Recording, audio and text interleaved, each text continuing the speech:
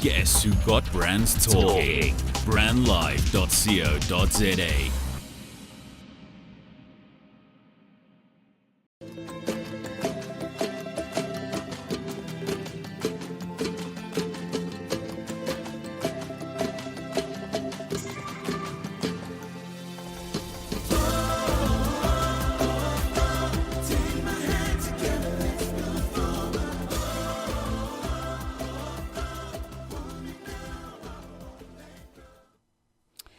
Good morning, everybody, on this Friday morning. And we're in the month of October, and we'd like to welcome you to the 4th episode of RADA Inspire on Brand Live.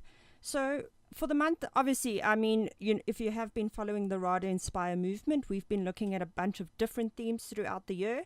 We've looked at things like bullying. We've looked at things like taxi and road rage awareness. We've looked at Comfort Month, just basically anything there is to, social ills that we can address. And for October, we've decided to look at something a little bit more serious, and that is drugs and alcohol and the abuse of drugs and alcohol, which fits in very well with the initiative of RADA and everything that we stand for and do. So this morning on the show, we have two guests. We have Paulo, who is the producer of the Ellen Pikey's story. Do I say it like that? It's actually Ellen. Ellen. The Ellen Pikey's story. Pikey's story. Okay, there we go. Perfect. And then, so welcome to the show. Thank you. Cool. And then, secondly, we have Seven, who has released, tomorrow is releasing a new single called Fix You, which is a cover of Coldplay's popular hit track. So welcome to the show. Hey, what's up? How's it going? Yeah, good, thank you. Cool. Okay, so, let's just get the nitty-gritty out the way. And we all know that drug abuse and alcohol abuse is quite a problem. But looking at the stats, and I'm going to read this, exactly as it is, but drug consumption in South Africa is twice the norm, with 15% of the population reported to have a drug problem and 30% an alcohol problem. Additionally, 60% of crimes nationally are related to substance abuse. So that just shows you, there's a lot more to it than just the individual that's actually abusing the alcohol and the drugs. So then, the reason why we have Paulo in studio is because his new film focuses on a true life story, which is based on a drug addict. So can you, Paulo, maybe just tell us a little bit about a synopsis of the narrative of the film? Well, the story is actually not of a drug addict, it's actually of a mother's love. A mother's love who's for her son, who became a shell of who he actually was. As his addiction took a grip of him, he actually became less and less of who AB was, and he became more and more what's commonly known in the Cape Flats as a tick monster. And she loved her son so much that she had to do something. And we just follow the story of this woman who basically gets to the point where she murders her son. And is it, at first, when I first thought, no matter what, you have no right to murder. Mm. And then when I met Ellen, and I still, to this day, and it's almost 5 years later, I can't reconcile the auntie that I've met and the act that she committed. I cannot reconcile the two. I really can't. But the movie just basically follows her journey. Okay, and who's the protagonist in this? Was it AB because he abused the family? Was it the mother that murdered the son? Or was it the system that allowed this to develop? I mean, Ellen went out there and she tried to get help from every quarter. She tried rehabs. She tried to get social workers. She went to her church. She went to the police. She got court orders. She did everything that a mother possibly could. And the system failed her. No. So tell me, I mean, let's talk about, I haven't had the privilege of seeing the film, but what drove you to actually produce this film? Well, I'm a recovering addict, and I've been clean now for almost 19 odd years. And so anything that's drug related, I have a sort of an interest in, and I just go, it's just because I came from that world and I understand that world. And I remember reading about Ellen's story in 2008 when the court case was taking place. And of course, at the time, I had made my decision already. I mean, it's kind of no matter what, Yes. the poor addict, and a friend of mine 4.5 years ago said to me, the story has reared its head. There was a play that was done, a very successful play, and said, it could make a great film.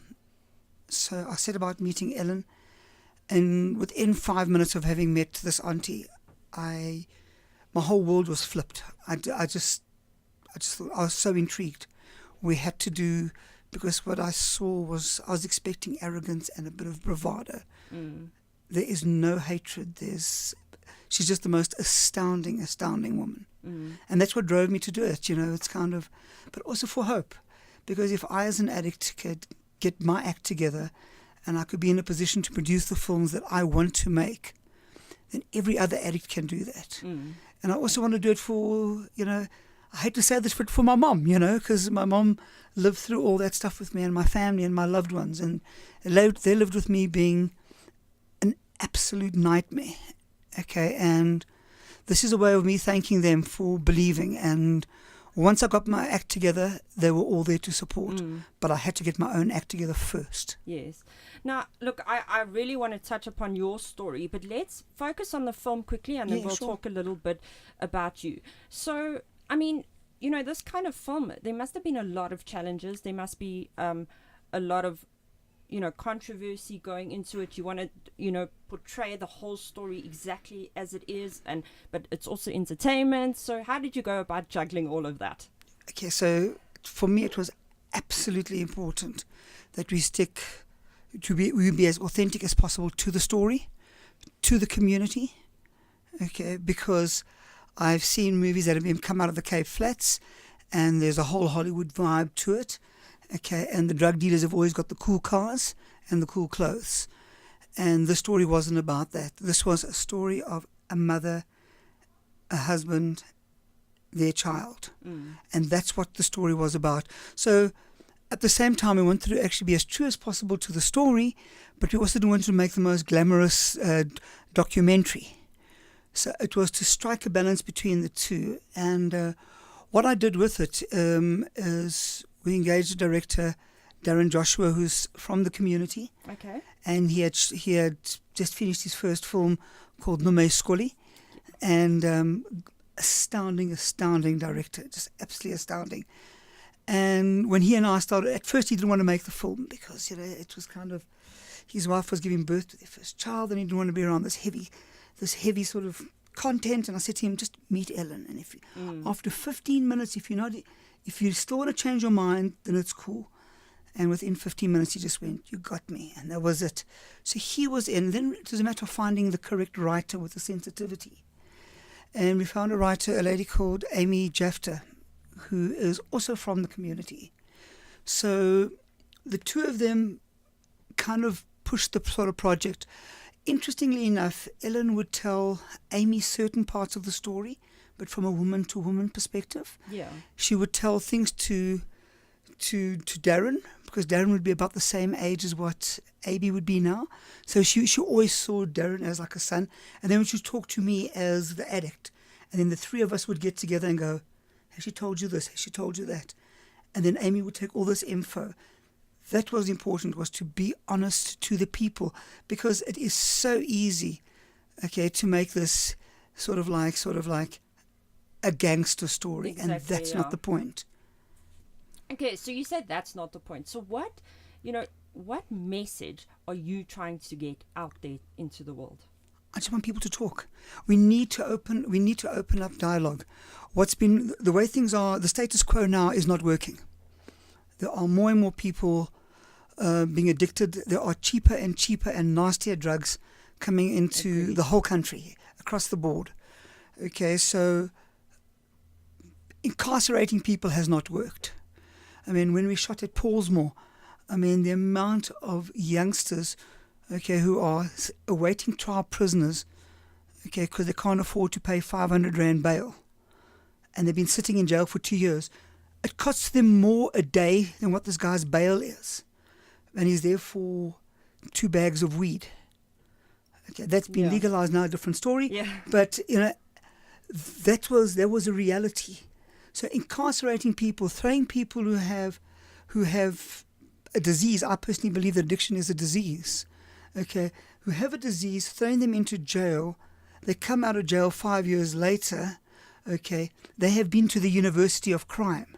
We have unemployment in the country.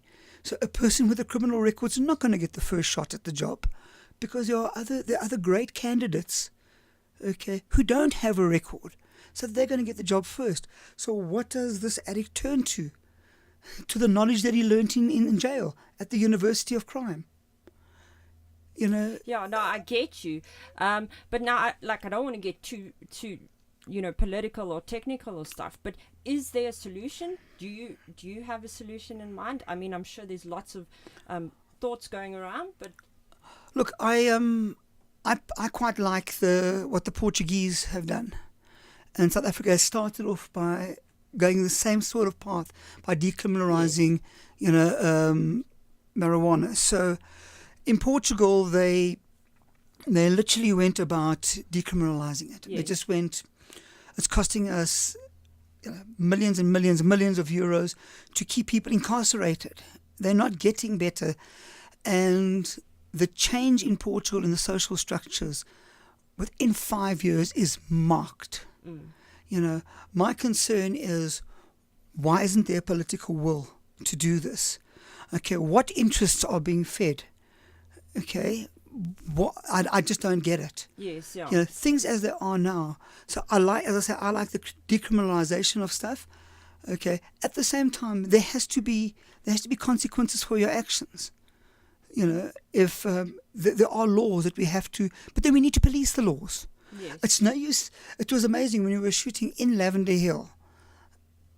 We could show you exactly where all the dealers were. Yeah. And if we as a film crew knew where they were, I'm sure the police know where they are. Exactly, yeah.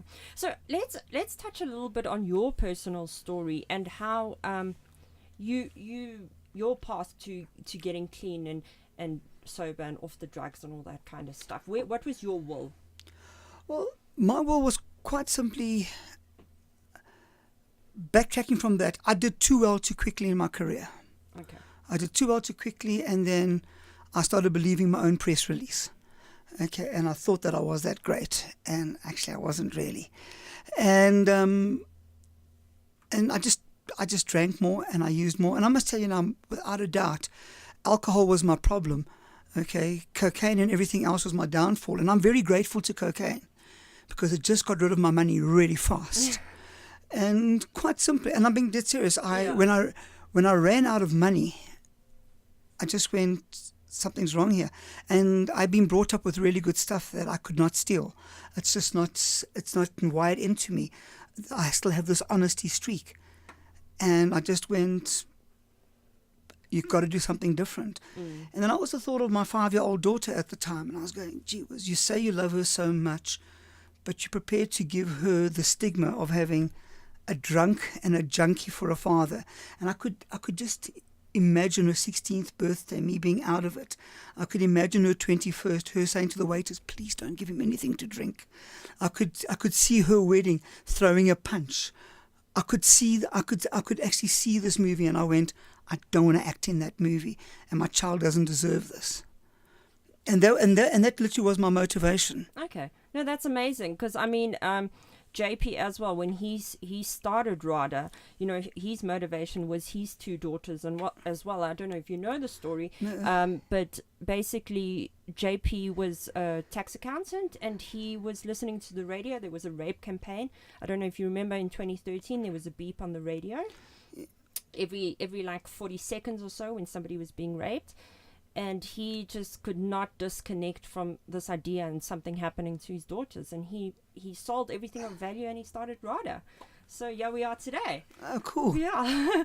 Cool. So what was it like going back into that world? Like, you went to film on location, and there was, this world of drugs and all this kind of stuff. And what was it like for you filming on location? Look, the people of Lavender Hill were absolutely amazing. Lavender Hill is a particularly dangerous area. Let's just say it like it is.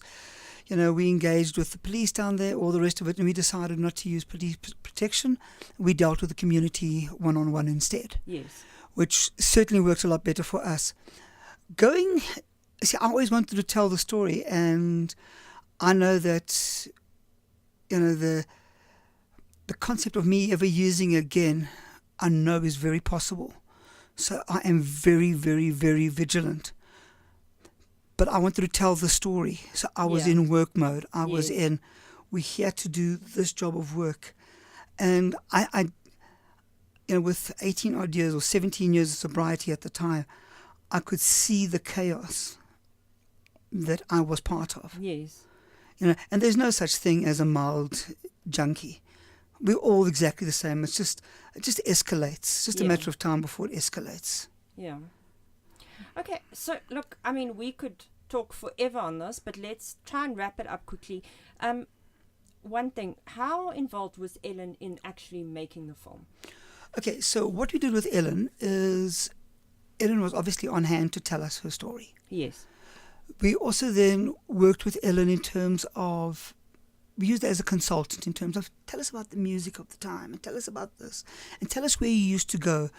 And she was very generous with her time. She spent a lot of time with Amy, and she spent a lot of time with Darren. Yes. All Ellen wants, and when we said to her, "Are you happy to do this film?" and she was going, "If it changes one life, then I know we've done a good thing." No, I agree. And so she was involved, but she wouldn't be on set because it would be unfair to the actress who's portraying the role. Yes. Even though the two of them became very close, Jill Liebenberg and Ellen became very close. But because we shot in Ellen's house, we moved Ellen out. She went to go stay with some friends. Okay. But at the wrap of every single day, Ellen would come across, make sure everyone's okay, say hello to everybody. And we used to look forward to the visits. But she didn't want to be on set because she also didn't want to see. She didn't want to see it to relive it every single day. Yeah, no, I can imagine, and that's why I asked you as well. And you mentioned you were in work mode, so you just get done what you need to get done. So in terms of, because it's quite a hefty story, is there an age restriction to the film? It is 16 restricted. Okay.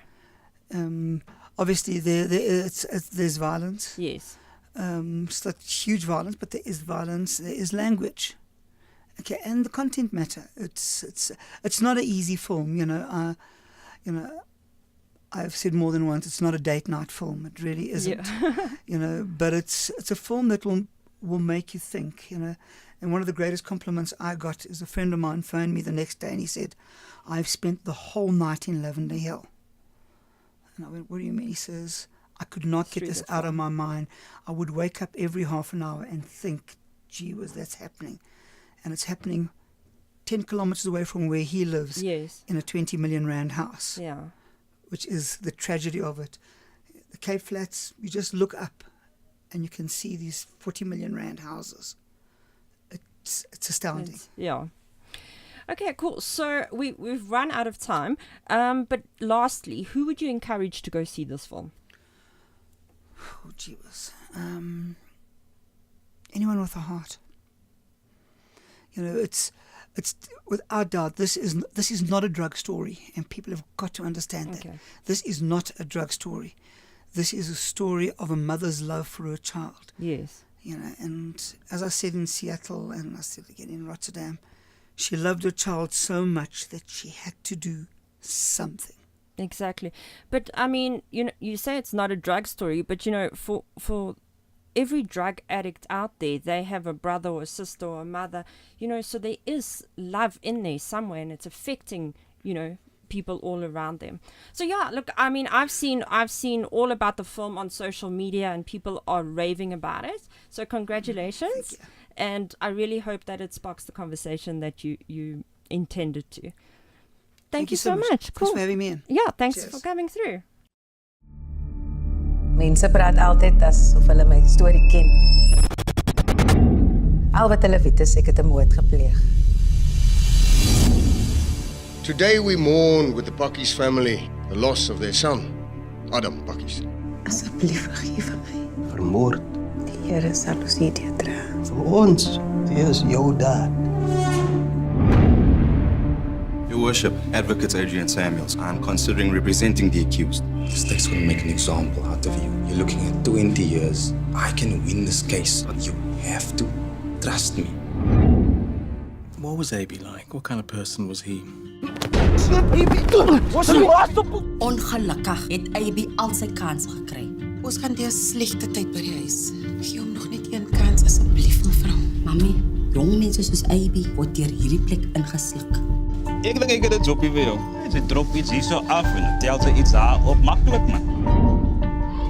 Die is jou future, my bro. Moenie jouself verloor nie, AB. Hy gebruik jou tot hy dik is. En as hy jou gaan uitspieg, is jy die helfte van die mens wat hy was. Dis my sien. Hy's op drugs, mevrou. Sy toe jy lyk in die tronk nou. Wat is ook te maas jy man? Jy wil mos so skelm wees. Daar is nie genoeg evidence om die saak vorentoe te vat. Wat anders het meneer nodig? AB sê mos nou hy gaan probeer om te check. Jy gaan dit so los nie. Jy gaan sien. If you want to understand who he became, you need to understand the drug. Hoe kan jy dit aan my man? Hoe kan jy dit aan my? This drug can literally change the way your brain functions. The boy that Ellen was living with is no longer her son. He was a monster, pure and simple. Dis die duiwel van dit! Dis die duiwel van my! Ek kan dit nie meer vat nie! Ek kan dit nie meer vat nie! Have you ever thought about the power of social media? Social media has the power to make your business grow. Grow! Yeah. Why don't you let us manage your social media? Because our business is to see your business grow. Visit us at www.bstownmedia.co.za. Making a bold statement yet blending into the surrounding suburbs of Melville, 27 Boxes is a realization of edgy design and practical implementation. A radical departure from the shopping malls of our generation, yet not a return to the high streets of our youth. 27 Boxes showcases the best of a shopping centre set in a garden, surrounded by the bohemian suburb that is Melville. 27 Boxes, shop, play, eat. Harnessing the power of talk radio. brandlive.co.za.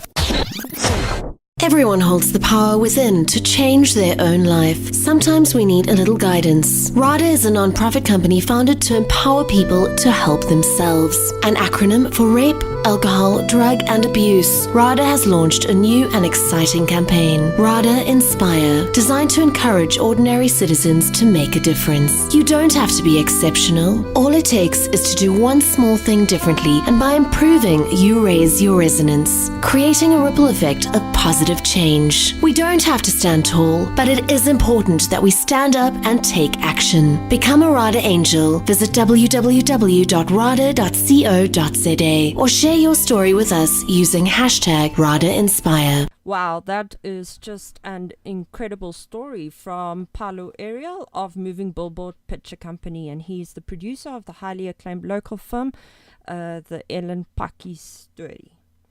So yeah, I'm definitely inspired to see the film, and I hope that you guys are too. But let's look at something a little bit more positive and welcome Seven to the studio. How's it going? Good, and yourself? Good. Okay, so I actually said earlier that your new single's being released tomorrow, but I meant today because this is a pre-record. My bad. Cool. So yeah, so they're always awkward when it's like that. You've got to pretend it's a different day. It's a different and then, day. It's Yes, strange. exactly. Cool. So I mean, as part of RADA Inspire, you've done your own rendition of Coldplay's "Fix You." So tell me a little bit about why you've chosen this song. Fix You is it's one of my. I've got a couple of songs, so there's 3 or 4 of them. It's Fix You, Imagine by John Lennon, Wicked Game, Chris Isaac, maybe 1 or 2 other songs that for some reason I always just keep on going back to. There's something about those songs that they're just such perfect pieces of music in my head, you know, like every time I hear them I'm like, wow, this is so incredible. And Fix You is that for me, from a songwriting perspective, from a production perspective. It's just, I remember hearing it when I heard it the first time. It just stuck with me ever since. So I mean, I know that it's one of those songs that I don't know if the original intention for why it was written is the same meaning that I have for it. Yeah. And I think that's the beauty of music and art, is that an artist can sometimes write a song with an intention, or someone can paint a picture with an intention, and the audience can get something completely different from it. So it's not a song that I think is super clear about what the original intent was for it, but I think I've found a meaning in it for me that I can really relate to, and that's always sort of stayed with me. Yeah. Can you maybe elaborate about what the meaning of the song is for you personally? Yeah, so for me it's that idea of having someone in your life. I think we've all got people in our lives that we want to help so badly, but you have to help yourself. You know, you go, I am here for you, and there's a place where you can come, where you can have help, but you've got to do that for yourself. So it's like, I will try to fix you, but I can't. Like, so that's almost like, but then encouraging them to realize that they've got that strength within themselves. Yeah. Yeah, and that's exactly the RADA Inspire message. Yeah, exactly. And that's, I think, with the whole RADA Inspire thing, I think up until it's sort of my general norm to not know whether I'm going to do these sort of things, just because I don't like committing to them just because I want to do it. I feel like the right song needs to be there and those sort of things. And I remember up until almost the last minute not having a song and not knowing whether I was actually going to do it or not. And then I thought of Fix You and I was like, that's perfect. Just, yeah. Yeah. And do you believe that music has certain healing qualities? I think more than that. I mean, absolutely, yes. I remember having gone through difficult times in my life where certain songs have made things easier, or certain songs have made you being able to feel like you're strong enough to go through those things. But I think music and arts in general has another quality where it's also the sort of thing that it's one of the only mediums that can expose you to new and different ideas that you're not used to. Things, we all live in these little bubbles of how we think the world is, of how we think of, you know, you only know what you know. Yes. At the end of the day. So I think music, art, film, all these things are some of the only things that can really expose you to ideas that you're not used to. And I think that's very healthy, even if it's things that you disagree with, even if it's things that you might not even end up agreeing with, even after contemplation or thought into it. But I think music and art has this quality of expanding people's mindset about things, and yeah, absolutely healing thing. Yeah. So it's basically giving you food for thought and providing a new perspective, which I think is what we at RADA aim to do, is to give people different perspective and to say, don't just look at things from your stance. Yeah. You know, somebody has walked a different path to you, they lived a different life, and they can see the world completely differently. Yeah, I think a really practical way to look at that, and the thing that always sticks with me is that I always imagine myself living in a time where we thought the earth was still flat, being like one of the people that lived in that. Yes. You know, so you're going, okay, cool, we all believe the earth is flat. And then I ask myself, would I want to be the person that would want to actually know that the earth is not really flat? Or am I the type of person that would be, even if the earth is not flat, would I be happy with still believing it? And I'm definitely not the latter. So again, I think one of the ways, so for me, discourse is healthy. Like, you know, speaking about hard topics, things that we all these, like, I mean, speaking about drugs, alcohol, all these things, it's not easy things to speak about, but it's so necessary to speak about them, because it's through the conversation and the discourse that we can get to a better point. Someone had to go, no, the earth is not flat, and then they hated him, and they weren't happy with this guy, or whoever the and people now was. apparently the world is flat again. So. Yeah, no, I mean, but the point is, we could get to a point where we all go, oh wow, this is what's really going on, through that discourse and through that conversation. And I think, again, music and art is the thing that can start that conversation oftentimes. Yeah, no, definitely. Look, I mean, I know this song is a cover, and we've linked it in with RADA, but in your own personal music, is that something that you aim to achieve, is to communicate certain messages? I know obviously people are understanding the song from their own point of view, but there's obviously something that you're trying to achieve at the end of the day. Yeah, I mean, my main goal is to use it as a form of documentation. So use it as a form of just going, this is what I observed, this is what I'm going through, or this is what I see other people going through, or whatever the case is. But I think it's not really about going, I have the specific thing I want to tell people. It's more just going, this is what I'm going through, this is my perspective on things, take from that what you can, let's start the conversation about this or that or whatever the thing is. But yeah, I don't think it's a case of, for me, it's really just a form of expression, and not as much trying to put specific messages or things into the music, because I also feel like it has to be true for me in the moment, and I don't see myself, I'm not the same person I was 5 years ago. So if I was pushing hard on ideas from 5 years ago, I might not even agree with myself at this point in time. Yeah. So it's more for me about just like documenting what's happening and my current perspective, and being able to share my experience with people. Because my experience, I can look back at my experience from 5 years ago and go, that was true for me at that time. Exactly, I have no regrets about my past. I have no regrets about where I was at that time, because it just was where I was at. So for me, music is really just about sharing what I experience, I think. Exactly, yeah, because I think we all constantly evolving and learning, and just finding our way through life. Yeah. Okay, so what exactly is your involvement with the organization RADA? I'm involved in a couple of different ways. So as an artist, I'm involved with I've been involved with 2 music projects now. So there was RADA Unearthed, which was a compilation of sort of new and established artists, and giving them a platform for exposure, and at the same time providing RADA with exposure for their cause. Because, I mean, I had a song on that compilation called Fight for Love, and we made a cool video for it, and obviously then making the song, I could go onto stations like I'm doing now and speak about it. So it's a win-win. So RADA provided a platform for the artist, and the artist provided a platform for RADA, I guess, in a sense. And then obviously now with the RADA Inspire, it's come around again. So it's another compilation, this time all covers, featuring some incredible SA artists. I think there's a like a group song that's got, I don't know, 18 or 19, I don't know, then 31. What? We Stand Together. Yeah. Yes, Is that there 31 people, and Jeez, if you include Sounds of Josie. Yeah, which is a group. Which yeah, is a okay, choir, fair yes. enough. But I mean, yeah, so it's a large group, and it's not just any people. I mean, Rihanna Nell's on there, Ross from Prime Circle's on there, Lois or Claire Johnson. Major guys. Timothy Malloy, Ashlyn Gray, Howie Combrink.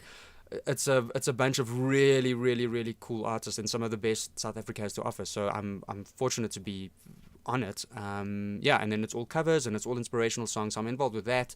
So obviously the point there is just to spread the word of RADA and what they're doing. And then I'm also involved with them behind the scenes, doing a lot of some of their video editing, and when they've got fun days and events and things, we're always involved trying to help wherever we can. Yeah, that's fantastic.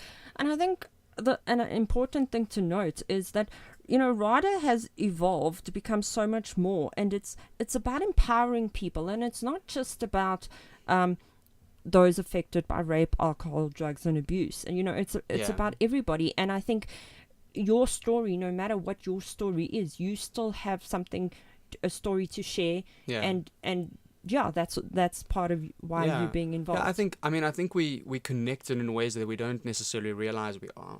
So it's the drug addict, or it's not just his story.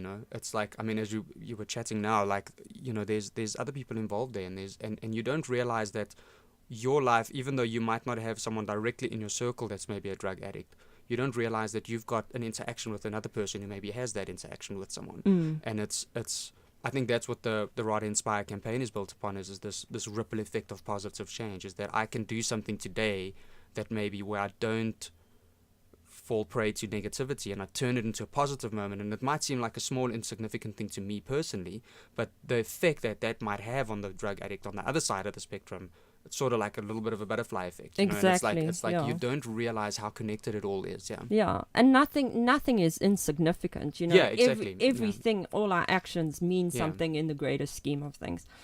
Cool. Well, so I think the best would be let's take a listen to Fix You. So this is Seven's version of Coldplay's Fix You.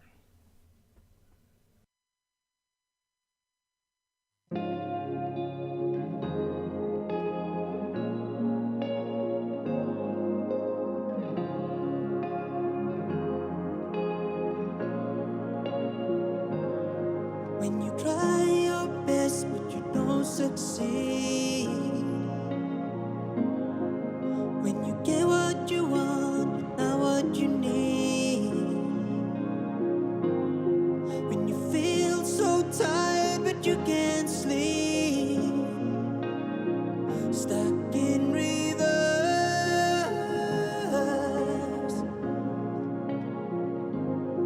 and the tears come streaming down your face when you lose something you can't replace, when you love someone but it goes to waste. Could it be worse?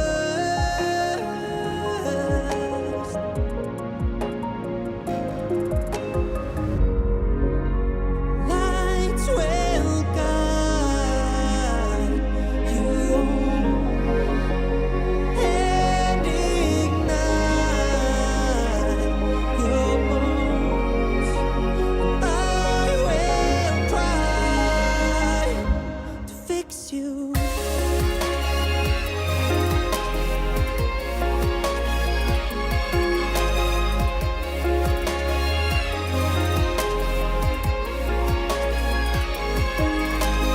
High up above or down below, when you're too in love to let it go, if you never try then you'll never know just what you're worth.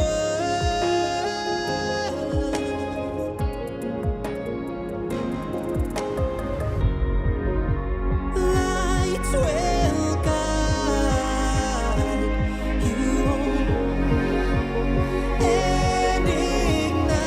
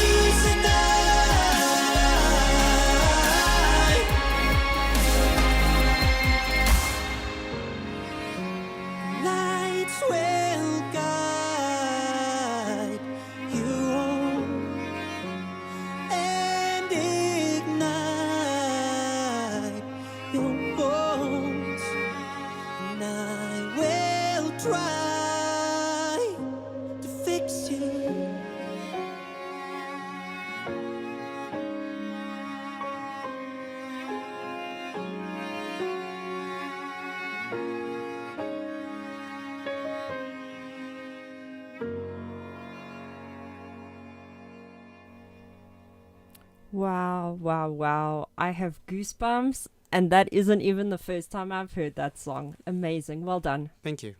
So, yeah, there you have it, folks. That's 7 rendition of Coldplay's Fix You. It is available on for download on all your streaming platforms, so go check it out. All the money raised goes through to RADA and all their initiatives.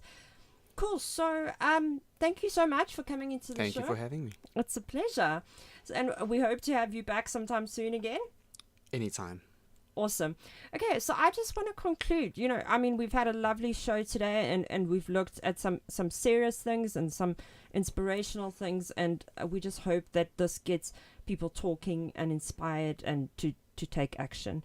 But yeah, so I think the best for us to give some top tips for self-motivation is to remember to forgive yourself, do not pass the blame, take accountability for your actions, recognize the problem and devise a solution, stop focusing on the negative and highlight the positive, act, don't react, stop complaining and take action.